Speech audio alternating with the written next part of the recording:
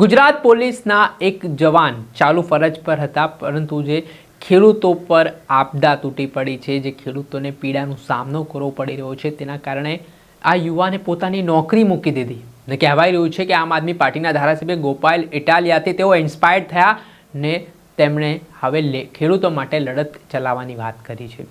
જી हाँ, તેમણે ખેડૂતોના દુઃખ વિશે વાત કરી છે, તકલીફો વિશે વાત કરી છે અને શું કહ્યું છે વિગતે વાત કરીએ।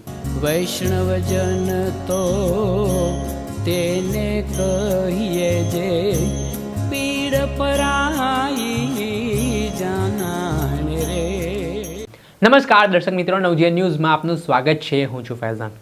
આમ તો ખેડૂત પુત્ર દીકરા છે તે દિવસ રાત મહેનત કરીને ખાખી પોતાના શરીર પર લગાવવા માટે મહેનત કરતા હોય છે।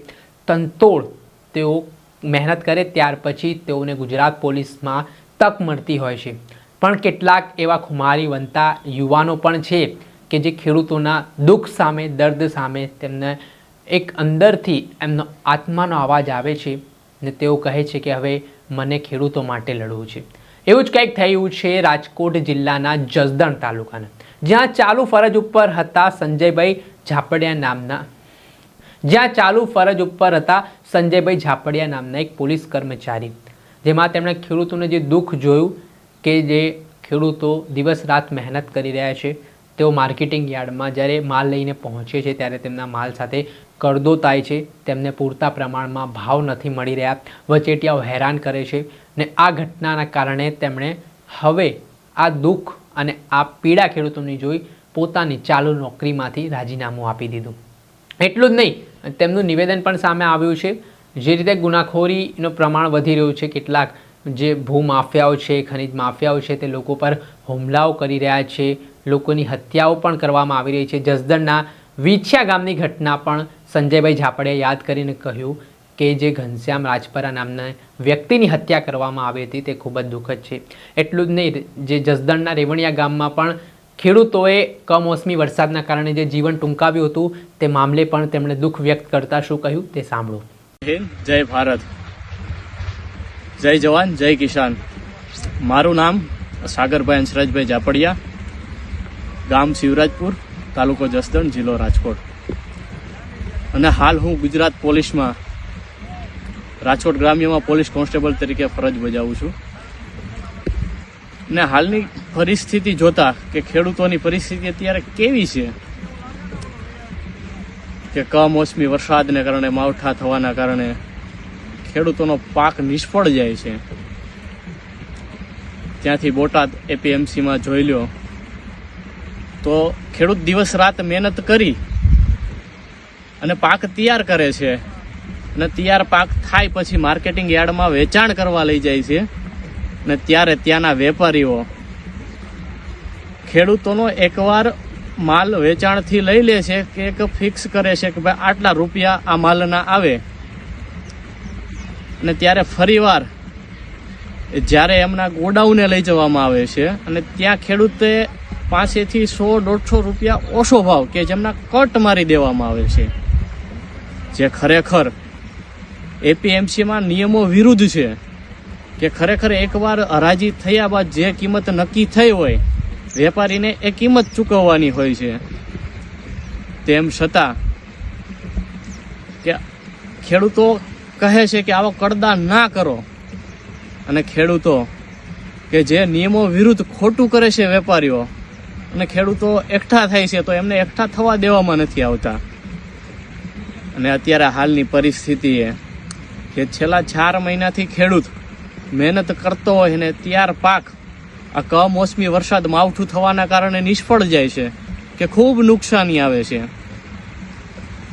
એનો જ તમે અત્યારે એક નજીવો દાખલો લઈ લો તો વીછિયા તાલુકાના રેવણિયા ગામમાં કે જે એક નાનો ખેડૂત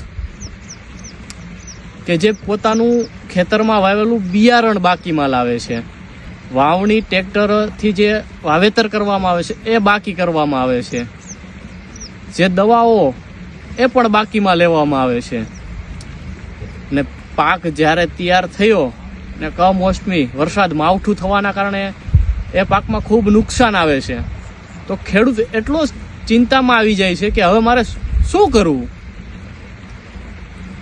તો છેલ્લે એ એવું પગલું ભરી જાય છે કે પોતે આત્મહત્યા કરી જાય છે કે આ લોકોના હું પૈસા ક્યાંથી આપીશ.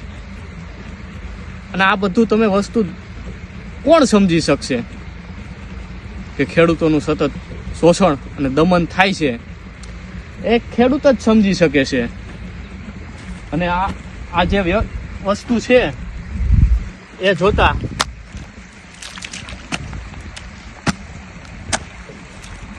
કે સતત બધી જગ્યાએ ખેડૂતોનું શોષણ થતું આવે છે. તો આ કોઈ એસીમાં બેઠેલો વ્યક્તિ આ પરસેવાની કિંમત નથી સમજી શકવાનો. અને આવું જ તમે એક જો અત્યારે ગુજરાતમાં અસંખ્ય વ્યાજખોરોના ગુનાઓ, જમીન માફિયાઓના ગુનાઓ, જમીન પચાવી પાડવી, ખૂબ બધા ગુનાઓ બને છે કે આજે બેફામ જમીન માફિયાઓ અને વ્યાજખોરોના તમે બનાવ જોઈ લો. અત્યારે આપણે તો અહીં નજીકમાં જસદણ તાલુકાનું આપણું કાળાસર ગામમાં લાલજીભાઈ મકવાણાની એક નજીવી રકમમાં કે ખૂબ વ્યાજખોરોનો ત્રાસ, કે એટલી હદે એમને ત્રાસ આપે છે, તેમ છતાં છેલ્લે એક નજીવી રકમ માટે કે એમનું મર્ડર કરી દે છે. તમે વિચાર તો કરો, આ ખેડૂતની વેદના તો જુઓ તમે. કોણ સમજી શકે આ? અને જમીન માફિયાનો જ બનાવ લઈ લ્યો તો વિછા તાલુકાના ખોરિયાળે ગામનો ઘનશ્યામભાઈ રાજપરાની કે જમીન માફિયાઓ દ્વારા કે જેમને અવારનવાર અરજીઓ કરેલી છે, તેમ છતાં જમીન માફિયાઓ કાયદાના ભય વગર ઘનશ્યામભાઈ રાજપરાની હત્યા કરી દે છે. તો આ નાના માણસ ખેડૂતનું સતત જો આ રીતથી શોષણ અને દમન થતું રહેશે તો શું પરિસ્થિતિ આવશે? આ બધી પરિસ્થિતિઓને જોઈ અને એમની ચિંતા થતી હોય, જેટલી હદે હું એમની મદદ કરી શકતો હોઈશ એટલે એમની મદદ કરવા માટે હું મારી આ સરકારી નોકરીમાંથી રાજીનામું મૂકું છું. અને આ લોકોની મારાથી જેટલી મદદ થતી છે એટલી હું મદદ કરીશ. જય હિન્દ, જય ભારત.